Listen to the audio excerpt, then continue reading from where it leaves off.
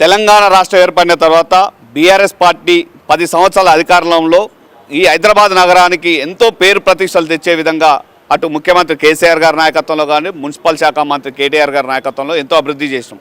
ఒక చిన్న ఎలాంటి ఇక్కడ అఘాయిత్యాలు కానీ ఎలాంటి నేరాలు కానీ శాంతి భద్రతల విషయంలో కానీ శానిటేషన్ విషయంలో కానీ ఎంతో విశ్వనగరంగా చేయడం కోసం బీఆర్ఎస్ పార్టీ కృషి చేసింది. దాని ఫలితంగానే గత 2 సార్లు కూడా బీఆర్ఎస్ పార్టీకి మేయర్ పీఠాన్ని కట్టబెట్టారు. కానీ ఈ 2 సంవత్సరాల కాంగ్రెస్ పార్టీ అధికారంలో వచ్చినప్పటి నుండి మనం చూస్తున్నాం, ఎక్కడ పడితే అక్కడ దొంగలు, దోపిడీదోళ్ళు, హత్యలు, ఆత్మహత్యలు, అసలు లాండ్ ఆర్డర్ కంట్రోల్లో లేదు.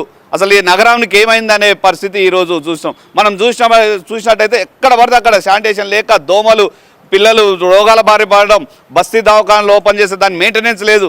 ప్రజలందరూ కూడా చాలా బాధపడుతున్నారు. బీఆర్ఎస్ పార్టీ ఉన్నప్పుడు ఎట్లా ఉండే, ఈరోజు ఈ 2 సంవత్సరాల కాలంలో ఎట్లా ఉందని హైదరాబాద్ ప్రజలందరూ కూడా గమనిస్తున్నారు.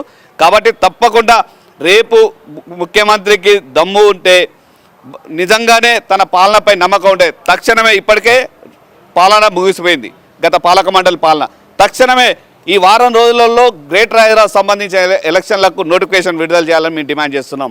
నీ పాలనపై నమ్మకం ఉంటే, నువ్వు అభివృద్ధి చేస్తున్నామని నమ్మకం ఉంటే గ్రేటర్ హైదరాబాద్ ఎలక్షన్లో పోదాం, ప్రజాక్షేత్రంలో చేర్చుకుందాం. నీకు దమ్ముంటే నోటిఫికేషన్ ఇవ్వాలని చెప్పి మేము డిమాండ్ చేస్తున్నాం.